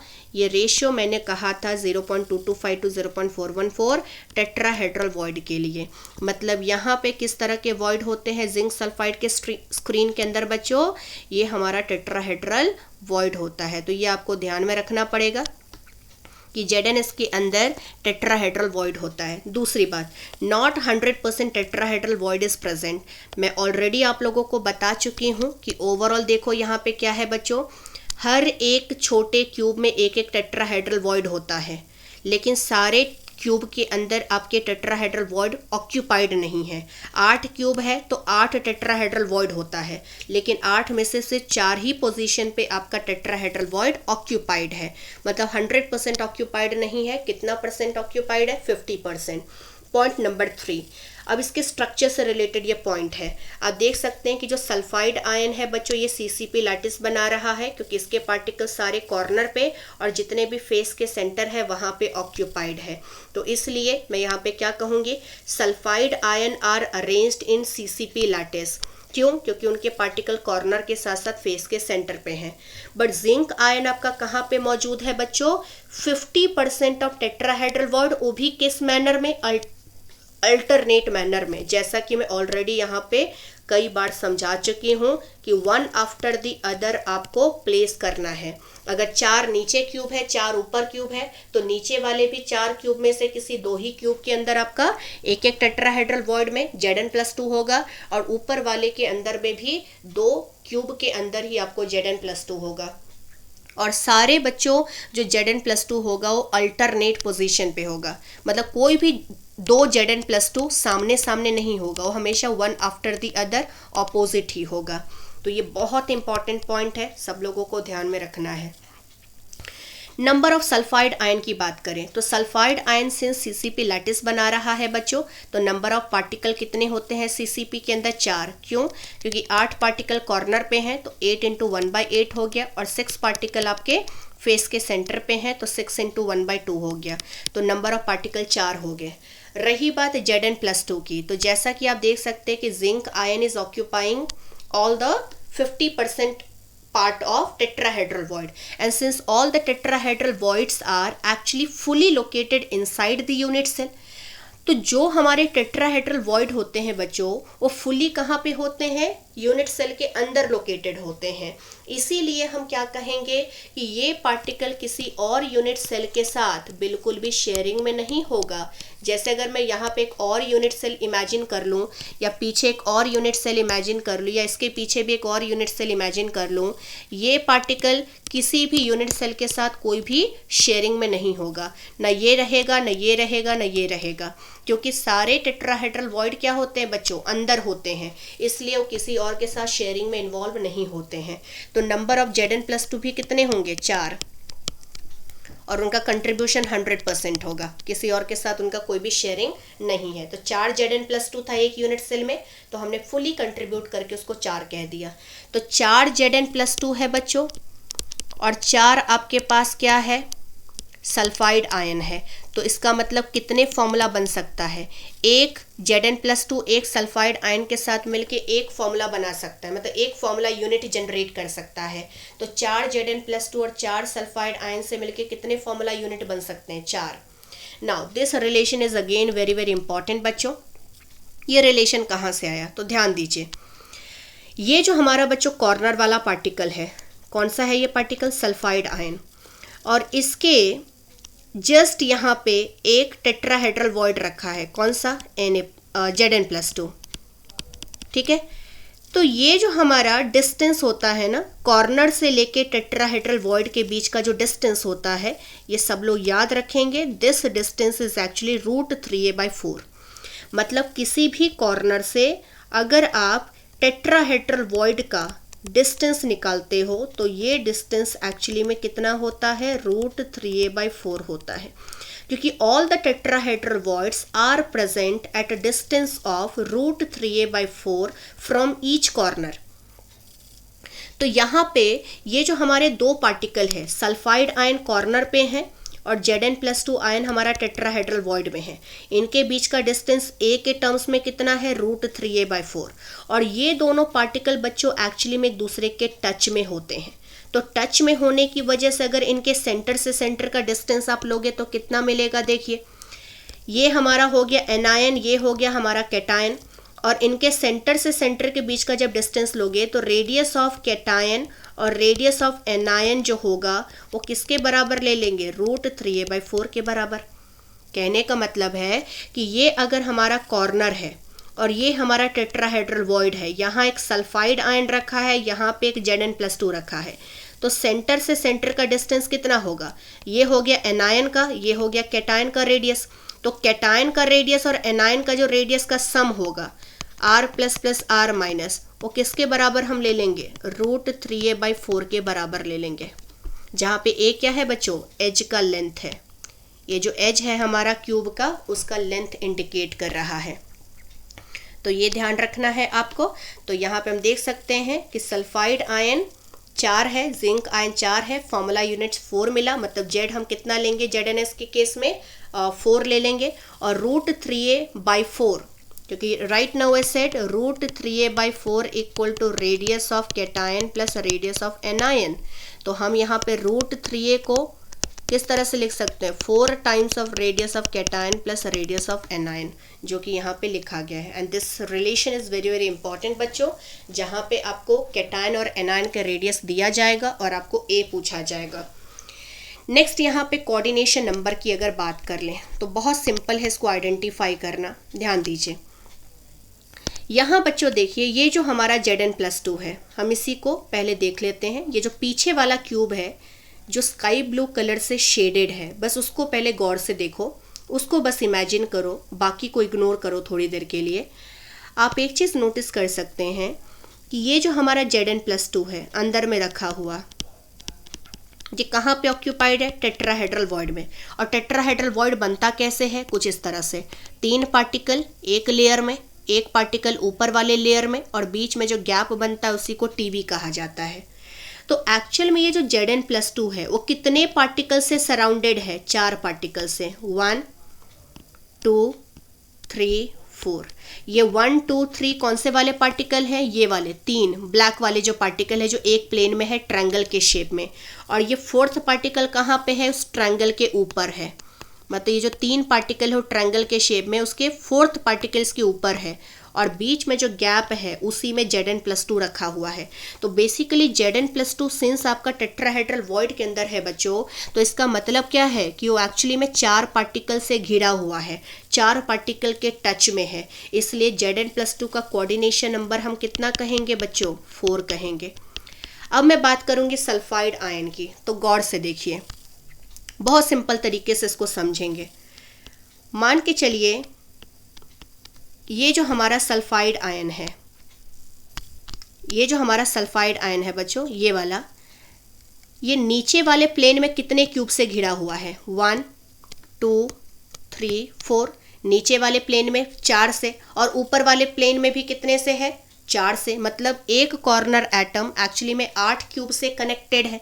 और जैसा कि अभी मैंने थोड़ी देर पहले आपको कहा था बच्चों कि इस कॉर्नर से, ये जो अगर सपोज हमारा कॉर्नर एटम है जो 4 नीचे क्यूब से घिरा हुआ है और 4 ऊपर से, इस कॉर्नर से एक टेट्राहेड्रल वॉइड अगर यहाँ पे मिलेगा तो एक टेट्राहेड्रल वॉइड यहाँ पे मिलेगा, बाकी 2 जगह पे नहीं मिलेगा। और उसी तरह से ऊपर वाले जो 2 क्यूब होंगे, इमेजिन करो इसके जस्ट ऊपर में 4 क्यूब्स हैं आपके पास, तो ऊपर वाले 4 क्यूब्स में भी किसी 2 ही क्यूब के अंदर आपको टेट्राहेड्रल वॉइड में Zn+2 दिखेगा। मतलब ये कॉर्नर वाला जो आपका S-2 आयन है उसके चारों तरफ 8 क्यूब हैं, बट 8 क्यूब के अंदर 2 क्यूब नीचे वाले और 2 क्यूब ऊपर वाले, उन्हीं जगह पे Zn+2 रखा है। तो बेसिकली एक सल्फाइड आयन कितने Zn+2 से घिरा हुआ है, सिर्फ 4 से, 2 नीचे वाले प्लेन में और 2 ऊपर वाले प्लेन में। तो इसलिए कोऑर्डिनेशन नंबर बच्चों सल्फाइड आयन का भी कितना होगा, 4 होगा। तो कैटायन का भी कोऑर्डिनेशन नंबर 4 है, because it is surrounded bye 4 sulphide ion as it is occupied in the tetrahedral void, and coordination number of sulfide ion is also 4 because it is surrounded by 4 Zn ion only. Zinc ion उसके चारों तरफ सिर्फ 4 ही हैं। क्यों? क्योंकि 100% of tetrahedral void बच्चों occupied नहीं है, एक प्लेन में सिर्फ 2 ही मिल रहा है और ऊपर वाले प्लेन में भी सिर्फ 2 ही मिल रहा है। तो एक सल्फाइड आयन जो कॉर्नर पे लोकेटेड है वो एक्चुअली में सिर्फ और सिर्फ 4 ही Zn+2 के साथ घिरा हुआ है। और इसके एग्जाम्पल्स कौन कौन से हो सकते हैं, AgCl हो गया, AgBr हो गया, कॉपर क्लोराइड हो गया, कॉपर ब्रोमाइड हो गया। ये सारे जो बच्चों एग्जाम्पल्स हैं, इन सभी कंपाउंड की स्ट्रक्चर किसके साथ मैच करती है, जिंक सल्फाइड के साथ ही मैच करती है। इन सभी के स्ट्रक्चर एग्जैक्टली ZnS के जो स्फेलराइट फॉर्म होता है उसी के साथ रिजेंबल करता है। नेक्स्ट बच्चों यहाँ पे जो हमारा स्ट्रक्चर है that is fluorite structure. Fluorite structure हमारा CaF2 के स्ट्रक्चर को कहा जाता है। अब क्लियरली आप एक चीज़ नोटिस कर सकते हैं बच्चों, रेड वाले जो पार्टिकल है वो Ca+2 आयन को इंडिकेट कर रहे हैं और जो F नेगेटिव है वो आपका ब्लू वाला पार्टिकल है। अब गौर से देखिए यहाँ पे जो रेड वाले पार्टिकल है वो सारे कॉर्नर पे हैं और जितने भी फेस के सेंटर है वहाँ पे लोकेटेड है। मतलब Ca+2 बेसिकली किस तरह के लैटिस को बना रहा है, CCP। They are forming FCC lattice क्योंकि सारे कॉर्नर और सारे फेस के सेंटर आपके ऑक्यूपाइड हैं। बट अगर F नेगेटिव को गौर से देखोगे बच्चों तो F नेगेटिव यहाँ पे कौन कौन से लोकेशंस पे ऑक्यूपाइड है, पीछे वाले क्यूब के सेंटर में है, सामने वाले क्यूब के सेंटर में है, इस पीछे वाले क्यूब के सेंटर में है, इस सामने वाले क्यूब के सेंटर में है। मतलब ऊपर वाले प्लेन में जो 4 क्यूब है उन सभी के सेंटर में क्या है, एक एक आपके पास एक एक टेट्राहेड्रल वॉइड है और नीचे वाले जो प्लेन है उसमें भी 4 क्यूब्स हैं, वहाँ पे भी एक एक आपके पास टेट्राहेड्रल वॉइड है। तो बेसिकली जितने भी टेट्राहेड्रल वॉइड हैं उन सभी जगह पे एक एक F नेगेटिव आयन को रखा है। मतलब यहाँ पे 100% of TV is occupied. But गौर से देखिए बच्चों, जो पिछला केस वहाँ पे लिया था, पिछले केस में सिर्फ 50% ही टीवी आपका ऑक्यूपाइड था क्योंकि सिर्फ 4 ही पार्टिकल यहाँ पे हमने टीवी के अंदर पार्टिकल को रखा था। Zn+2 सिर्फ 4 ही जगह पे ऑक्यूपाइड था। बट यहाँ पे जो हमारा नेगेटिवली चार्ज एनायन है, F नेगेटिव आयन, वो एक्चुअली में 100% ऑफ टीवी को ऑक्यूपाई कर रहा है। तो स्फेलराइट स्ट्रक्चर बच्चों ऐसा स्ट्रक्चर है जहाँ पे कैटायन अब आपका क्या करेगा, CCP लैटिस बनाएगा और एनायन क्या करेगा, 100% ऑफ टेट्राहेड्रल वॉइड को ऑक्यूपाई करेगा। तो यहाँ देखिए वही लिखा गया है कि Ca+2 आयन जो है बच्चों ये एक्चुअली में CCP लैटिस को फॉर्म कर रहा है क्योंकि उसके सारे पार्टिकल कहाँ कहाँ पे लोकेटेड है, कॉर्नर के साथ साथ सारे फेस के सेंटर पे लोकेटेड है। तो कॉर्नर प्लस फेस सेंटर पे हमने Ca+2 को डाल दिया और F नेगेटिव आयन बच्चों कहाँ पे लोकेटेड है, सारे टेट्राहेड्रल वॉइड के लोकेशन पे लोकेटेड है। Now number of calcium ion की अगर बात करें तो Ca+2 आयन कितने होंगे, सिंस ये CCP लैटिस बना रहा है तो नंबर ऑफ आयन इसके 4 हो जाएंगे, 8 × 1/8 + 6 × 1/2। और अगर फ्लोराइड आयन की बात करें तो since 100% of tetrahedral void is occupied बच्चों, तो एक FCC के अंदर कितने टेट्राहेड्रल वॉइड होते हैं, 8 होते हैं। तो इसका मतलब 8 आपका F नेगेटिव ऑक्यूपाई करके रखा हुआ है। और सिंस सभी tetrahedral void inside the cube होते हैं इसलिए उनका कंट्रीब्यूशन किसी और यूनिट सेल के साथ बिल्कुल भी नहीं होता है।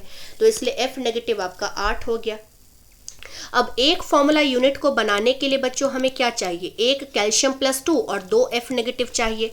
तो 4 Ca+2 और 8 F नेगेटिव से हम कितने फॉर्मूला यूनिट बना सकते हैं, 4 बना सकते हैं क्योंकि 4 CaF2 का मतलब क्या है, 4 कैल्शियम आयन और 8 F नेगेटिव आयन। तो इसका मतलब है कि एक यूनिट सेल के अंदर कितने फॉर्मूला यूनिट होगा बच्चों, 4 होगा। नाउ A और R के बीच में क्या रिलेशन है, तो जैसा कि बच्चों यहाँ पे भी तो टेट्राहेड्रल वॉइड ही है और पिछले वाले केस में भी क्या था, टेट्राहेड्रल वॉइड ही था। तो मैंने क्या कहा था आपको कि कॉर्नर से टेट्राहेड्रल वॉइड के बीच का डिस्टेंस होता है √3a/4। वही सेम चीज़ यहाँ पे भी एप्लीकेबल होगी क्योंकि यहाँ पे भी कॉर्नर से टेट्राहेड्रल वॉइड के बीच का जो डिस्टेंस होता है वो √3a/4 होगा। और सिंस ये जो एनायन है और ये जो कैटायन है वो एक दूसरे के टच में होते हैं, तो यहाँ पे हम क्या कहेंगे कि कैटायन और एनायन अगर एक दूसरे के टच में है तो इनके सेंटर से सेंटर के बीच का डिस्टेंस कितना होगा बच्चों, R++ R-। ये कैटायन का हो गया और ये वाला एनायन का हो गया। और ये जो हमारा सम होगा वो किसके बराबर होगा, √3a/4 के बराबर। तो यहाँ से √3a हम कितना ले लेंगे, 4 टाइम्स ऑफ R++ R-।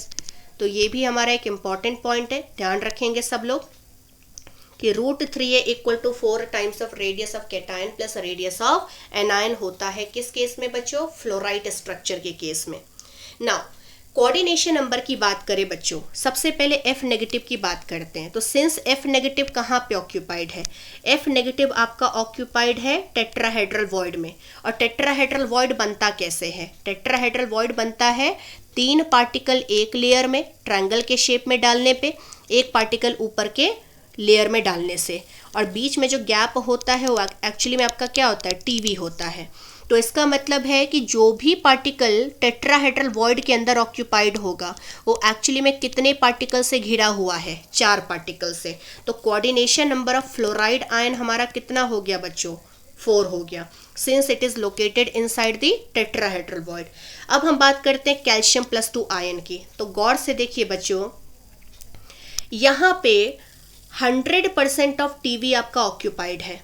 कहने का मतलब है कि अगर मैं मान के चलिए ये जो 4 क्यूब हमारे नीचे थे, जो मैंने आपको यहाँ पे समझाया था जिंक सल्फाइड के स्ट्रक्चर के केस में, कि जो हमारा कॉर्नर वाला एटम होता है, जैसे ये हमारा कॉर्नर वाला जो एटम है, किसकी बात कर रही हूँ मैं? इसकी बात कर रही हूँ। तो ये जो कॉर्नर एटम है वो एक प्लेन में 4 क्यूब से घिरा हुआ है और ऊपर वाले प्लेन में भी 4 क्यूब से घिरा हुआ है। सिंस यहाँ पे 100% ऑफ टेट्राहेड्रल वॉइड CaF2 वाले फ्लोराइड वाले स्ट्रक्चर में ऑक्यूपाइड है, मतलब इस कॉर्नर से इस क्यूब के अंदर भी क्या होगा? एक टेट्राहेड्रल वॉइड होगा √3a/4 डिस्टेंस पे, यहाँ भी एक होगा √3a/4 डिस्टेंस पे, यहाँ भी होगा √3a/4 पे, यहाँ भी होगा √3a/4 पे। तो एक प्लेन में 4 मिल रहा है, ऊपर वाले प्लेन में भी 4 मिल रहा है। मतलब यहाँ पे अगर हम कोऑर्डिनेशन नंबर की बात करें फ्लोराइड के स्ट्रक्चर में बच्चों, तो जो हमारा कैल्शियम +2 आयन है कॉर्नर पे रखा हुआ, सिंस ये 8 क्यूब से घिरा होता है और हर क्यूब के अंदर एक एक आपके पास टेट्राहेड्रल वॉइड मिलेगा, तो सिंस अगर ये 8 क्यूब से घिरा हुआ है तो इसके चारों तरफ कितने F नेगेटिव आयन होगा? 8 होगा। तो इसलिए कोऑर्डिनेशन नंबर ऑफ Ca+2 कितना हो गया बच्चों? Coordination number of Ca+2 is 8 because it is surrounded by 8 F negative ion. So अगर मैं कैटायन इज टू एनायन का कोऑर्डिनेशन रेशियो पूछूं तो कैल्शियम +2 कैटायन है जिसका 8 है और F नेगेटिव आयन हमारा एनायन है जिसका 4 है। तो रेशियो कितना हुआ बच्चों? 8:4 का हो गया। एंड दीज आर 2 कंपाउंड जिसका स्ट्रक्चर एग्जैक्टली किसके जैसा मैच करता है? CaF2, जिसको हम क्या कहते हैं? फ्लोराइड कहते हैं। तो strontium fluoride and barium fluoride both are having fluoride type of structure. Next जो हमारा आयोनिक कंपाउंड है बच्चों, ये एंटी फ्लोराइड है। Anti fluoride is just opposite of fluoride structure. अगर आपको फ्लोराइड समझ में आ गया तो एंटी फ्लोराइड भी जस्ट सेम ही है बच्चों, बस यहाँ पे कैटायन और एनायन के लोकेशन इंटरचेंज हो जाते हैं। यहाँ देखिए जो हमारा फ्लोराइड था उसमें कैटायन जो था बच्चों Ca+2, ये आपका FCC लैटिस बना रहा था, और जो एनायन था ये 100% ऑफ टेट्राहेड्रल वॉइड को ऑक्यूपाई कर रहा था। बट अगर हम बात करें यहाँ पे एंटी फ्लोराइड की, एंटी फ्लोराइड का स्ट्रक्चर किसका होता है? सोडियम ऑक्साइड का। तो sodium oxide is having anti fluoride type of structure. इसमें क्या होगा? जो एनायन है वहाँ पे कैटायन आपका क्या कर रहा था? CCP लैटिस, और एनायन आपका टेट्राहेड्रल वॉइड ऑक्यूपाई कर रहा था। बट यहाँ पे एनायन आपका क्या करेगा? पूरा CCP लैटिस बनाएगा। जैसा कि आप देख सकते हैं कि ऑक्सीजन कहाँ कहाँ पे है बच्चों? ऑक्साइड आयन आपका जितने भी कॉर्नर हैं वहाँ पे ऑक्यूपाइड है और जितने भी फेस के सेंटर है वहाँ पे ऑक्यूपाइड है। ठीक है, तो एनायन जो कि O-2 है, ऑक्साइड आयन, ये आपका CCP लैटिस बना रहा है, और जितने भी टेट्राहेड्रल वॉइड के लोकेशन है 100% ऑफ टेट्राहेड्रल वॉइड, वो कौन ऑक्यूपाइड कर रहा है? सोडियम आयन कर रहा है। पिछले केस में एनायन आपका टेट्राहेड्रल वॉइड में था, कैटायन आपका लैटिस बना रहा था, बट यहाँ पे एनायन आपका लैटिस बनाएगा बच्चों, और आपका जो कैटायन है ये किस तरह के वॉइड को ऑक्यूपाई करेगा? टेट्राहेड्रल वॉइड को ऑक्यूपाई करेगा। मतलब जिस पोजीशन आपके आयंस के इन्वर्ट हो जाते हैं बाकी सब कुछ सेम होगा। ठीक है, तो यहाँ देखिए सबसे पहले it is opposite of fluoride structure. Next, cation and anion locations are interchanged. ठीक है, anion are forming CCP lattice, but in the previous case anion was occupied in the tetrahedral void and cation was forming CCP lattice. But in this case, anion are forming CCP lattice and all the cation occupy all tetrahedral void. यहाँ भी कितने percent tetrahedral void होते हैं बच्चों occupied? 100%. Fluorite में भी कितने होते हैं? 100%. नाउ अगर हम ऑक्साइड आयन की बात करें बच्चों, नंबर ऑफ ऑक्साइड आयन कितने हैं एक यूनिट सेल के अंदर, तो आप देख सकते हैं एनायन आपका सीसीपी लैटिस बना रहा है। तो एनायन अगर सीसीपी लैटिस बनाएगा तो नंबर ऑफ ऑक्साइड आयन आपके 4 हो जाएंगे, 8 × 1/8 + 6 × 1/2। एंड सोडियम आयन बच्चों कहाँ पे ऑक्यूपाइड है? टेट्राहेड्रल वॉइड में। और since 100% of tetrahedral void occupied है और एफसीसी के अंदर कितने टेट्राहेड्रल वॉइड होते हैं? 8। तो 8 के अंदर ऑक्यूपाइड है, इसका मतलब सोडियम आयन आपके पास कितने हो गए? 8। तो 8 आपके पास सोडियम आयन है बच्चों और 4 आपके पास ऑक्साइड आयन है। एक फॉर्मूला को बनाने के लिए 2 सोडियम और 1 ऑक्सीजन की ज़रूरत होती है। तो 8 सोडियम और 4 ऑक्साइड से हम कितने फॉर्मूला जनरेट कर सकते हैं? 4। तो इसलिए number of formula unit in 1 unit cell कितना होगा? 4 होगा। मतलब एंटी फ्लोराइड के लिए भी आप इफेक्टिव नंबर ऑफ पार्टिकल कितना ले लोगे? 4 ले लोगे।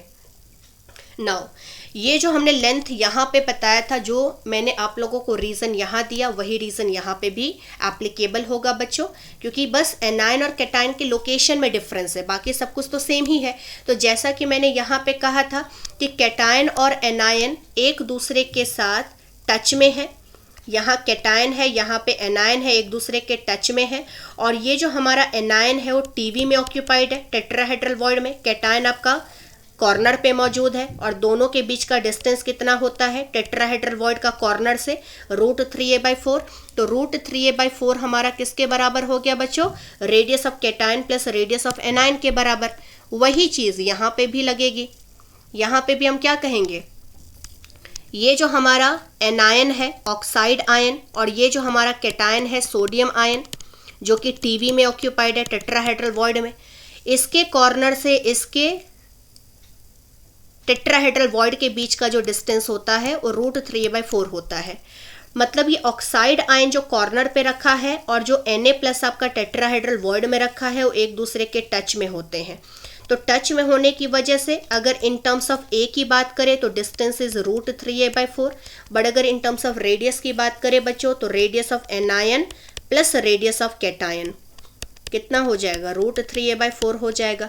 तो यहाँ से भी √3a हमें कितना मिलेगा? 4 टाइम्स ऑफ r++r- मिल जाएगा।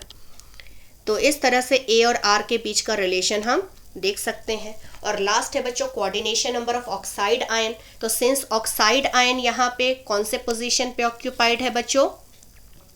कॉर्नर पे है। और ये कॉर्नर वाला जो आपका पार्टिकल होता है कितने क्यूब से कनेक्टेड होता है? एक प्लेन में 4 से कनेक्टेड होता है, दूसरे प्लेन में ऊपर वाले प्लेन में भी 4 से कनेक्टेड होता है। अब इस कॉर्नर से यहाँ पे भी इस क्यूब में भी एक टीवी होगा और वहाँ पे Na+ होगा क्योंकि 100% ऑफ टेट्राहेड्रल वॉइड ऑक्यूपाइड है। इस पीछे वाले क्यूब में भी एक टीवी होगा, इसमें भी एक टीवी होगा, इसमें भी एक टीवी है और 4 ऊपर भी हैं। तो कितने हो गए पार्टिकल? 8। इसका मतलब एक ऑक्साइड आयन के चारों तरफ कितने सोडियम आयन है बच्चों? 8 है। तो coordination number of oxide ion आपके 8 हो गए। और रही बात सोडियम आयन की, तो सिंस सोडियम आयन आपका कहाँ पे ऑक्यूपाइड है? It is occupied in tetrahedral void. और टेट्राहेड्रल वॉइड कितने पार्टिकल से मिलके बनता है? 4 पार्टिकल के कांटेक्ट में आने से बनता है, राइट। तो इसलिए अगर कोई पार्टिकल अगर आपका टेट्राहेड्रल वॉइड में ऑक्यूपाइड है तो कितने पार्टिकल से घिरा होगा? 4 पार्टिकल से। इसलिए कोऑर्डिनेशन नंबर अगर हम Na+ की बात करें तो कितना होगा बच्चों? 4। तो कैटायन का कोऑर्डिनेशन नंबर 4 है, एनायन का कोऑर्डिनेशन नंबर 8 है। तो इसलिए कैटायन इज टू एनायन का रेशियो कितना होगा कोऑर्डिनेशन नंबर का? 4:8 हो जाएगा। तो ये ध्यान रखेंगे बच्चों सब लोग। फ्लोराइड के अंदर 8:4 का रेशियो था और since anti fluoride is just opposite of fluoride structure, इसलिए इसका रेशियो कितना होगा? 4:8 हो जाएगा। एंड लास्ट जो हमारा इंपॉर्टेंट स्ट्रक्चर है that is diamond structure. Diamond का जो स्ट्रक्चर होता है बच्चों एग्जैक्टली जिंक सल्फाइड के स्ट्रक्चर जैसा ही होता है। The only difference is in zinc sulphide structure 2 तरह के आयन है, Zn+2 सल्फाइड आयन, जिसमें हमने अभी क्या पढ़ा था? सल्फाइड आयन आपका CCP लैटिस बनाता है और Zn+2 आपका 50% ऑफ टेट्राहेड्रल वॉइड को ऑक्यूपाई करता है, जैसा कि अभी मैंने थोड़ी देर पहले जिंक सल्फाइड के कंपाउंड के स्ट्रक्चर के दौरान पे आपको समझाया था। डायमंड में क्या होता है, डायमंड में सारे एटम आपके कार्बन होते हैं बच्चों। मतलब अब आपको क्या करना है, कार्बन के एटम को ही डालना है कॉर्नर पे और फेस के सेंटर पे सीसीपी लैटिस को बनाने के लिए। और जो 50% ऑफ टेट्राहेड्रल वॉइड होता है ना, वो भी कौन ऑक्यूपाइड करेगा, कार्बन का एटम ही करेगा। मतलब ये ब्लू वाले जो पार्टिकल है यहाँ पे आप देख रहे हो, और ग्रीन वाले जो पार्टिकल है जो टेट्राहेड्रल वॉइड को इंडिकेट कर रहा है, वो सभी यहाँ पे कार्बन के एटम ही हैं, क्योंकि डायमंड में एक ही तरह के एटम होते हैं, दैट इज कार्बन एटम। सो ध्यान रखिएगा, डायमंड का जो स्ट्रक्चर होता है एग्जैक्टली जिंक सल्फाइड के स्ट्रक्चर जैसा ही होता है। The only difference is in case of zinc sulphide structure, Zn+2 is occupied in 50% of Tv and sulfide ion was forming CCP lattice, but in case of diamond जो CCP lattice होता है वो भी carbon बनाता है और 50% of Tv भी आपका कार्बन एटम ही ऑक्यूपाई करता है। तो अगर मैं बच्चों नंबर ऑफ एटम्स की बात करूं डायमंड के अंदर तो कितना होगा, देखिए 8 एटम जो कार्बन के हैं वो कॉर्नर पे हैं, तो कॉर्नर वाले पार्टिकल का कंट्रीब्यूशन 1/8 का होगा। 6 पार्टिकल आपके फेस के सेंटर पे हैं, तो 6 × 1/2 हो गया। और 4 जो ग्रीन वाले पार्टिकल है ये भी कार्बन के ही हैं जो टेट्राहेड्रल वॉइड में ऑक्यूपाइड हैं। और सिंस सारे tetrahedral void inside the 1 unit cell ही होता है, तो इसलिए उसका कंट्रीब्यूशन 100% मानेंगे। तो कितना हो गया, ये हो गया 8। मतलब एक यूनिट सेल जो डायमंड का होता है उसमें कितने एटम्स होते हैं बच्चों, 8 होता है। और 8 एटम किसके हैं, कार्बन के। तो अगर मैं आपसे पूछूं कि what is the mass of 1 unit cell, mass of 1 unit cell, तो एक यूनिट सेल में कितने कार्बन होते हैं बच्चों, एक यूनिट सेल में 8 कार्बन होते हैं। एक कार्बन का मास कितना होता है, 12 AMU। तो 8 कार्बन का मास कितना होगा, 8 × 12 AMU। मतलब हम ये कह सकते हैं कि mass of 1 unit cell is actually equal to 96 AMU। तो ये ध्यान रखिएगा सब लोग कि एक यूनिट सेल का जो मास होता है वो 96 AMU के बराबर होता है। नेक्स्ट बच्चों, ये ऑलरेडी हम डिस्कस कर चुके हैं। Number of carbon atom in 1 unit cell is 8। 8 corner पे, 6 फेस के सेंटर पे, 4 टेट्राहेड्रल वॉइड में ऑक्यूपाइड होता है। नाउ ये रिलेशन कहाँ से आया, तो देखिए ये जो हमारा पार्टिकल है जो टेट्राहेड्रल वॉइड में रखा है और ये जो पार्टिकल है कॉर्नर वाला, दोनों रेड यहाँ पे दोनों ही पार्टिकल क्या है, कार्बन के हैं। ये भी कार्बन है, ये भी कार्बन है। तो अगर मैं इसके सेंटर से सेंटर का डिस्टेंस निकालूं तो लेट अस से रेडियस ऑफ कार्बन को मैं RC से इंडिकेट करती हूँ। तो ये भी RC हुआ, ये भी RC हुआ, तो यहाँ से यहाँ तक लेंथ कितना हो गया, 2RC। अब जस्ट अभी मैंने आप लोगों को कई बार कहा है कि टेट्राहेड्रल वॉइड कॉर्नर से कितने डिस्टेंस पे सिचुएटेड होता है, √3a/4 डिस्टेंस पे मौजूद होता है। तो इन टर्म्स ऑफ ए इन दोनों के बीच का डिस्टेंस कितना है, √3a/4। तो √3a/4 is actually equal to 2 times of RC।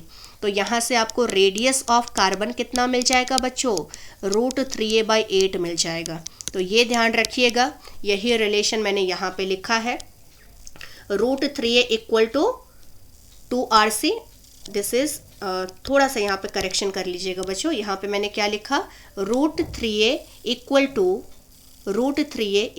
8RC। तो ये ध्यान रखना है थोड़ा सा, √3a इक्वल टू 8RC। यहाँ पे थोड़ा सा करेक्शन कर लीजिएगा, √3a इक्वल टू 8RC। ठीक है, तो यहाँ से रेडियस ऑफ कार्बन कितना मिल गया बच्चों, रेडियस ऑफ कार्बन हमें मिल जाएगा √3a/8।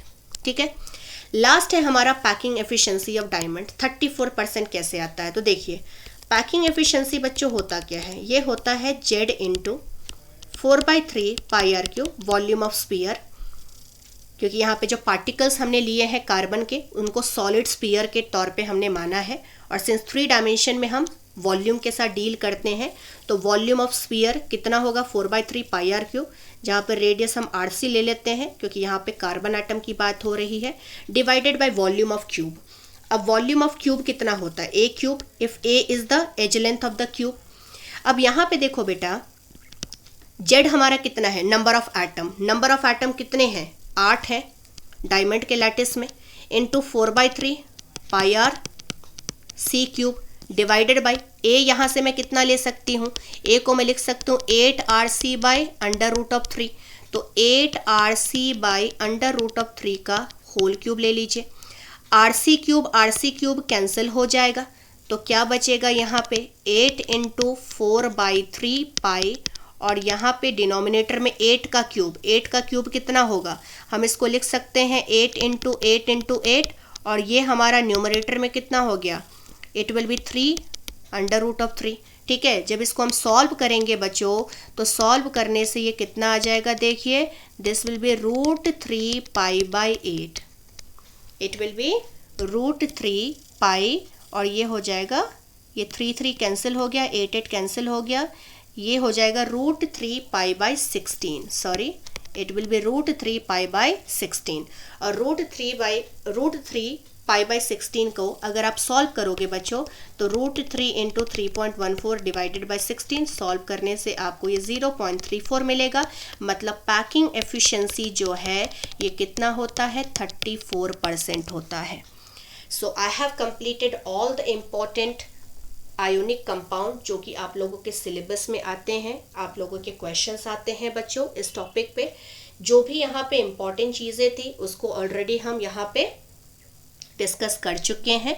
तो एक बार आप इस वीडियो को अच्छे से देखिए, बट उससे पहले आई वुड सजेस्ट बच्चों कि जिनको ऑक्टाहेड्रल एंड टेट्राहेड्रल के पोजीशंस के बारे में नहीं पता है, सबसे पहले आप उस वीडियो को अच्छे से रेफर कीजिए, ऑलरेडी मैंने अपलोड कर दिया है उसको।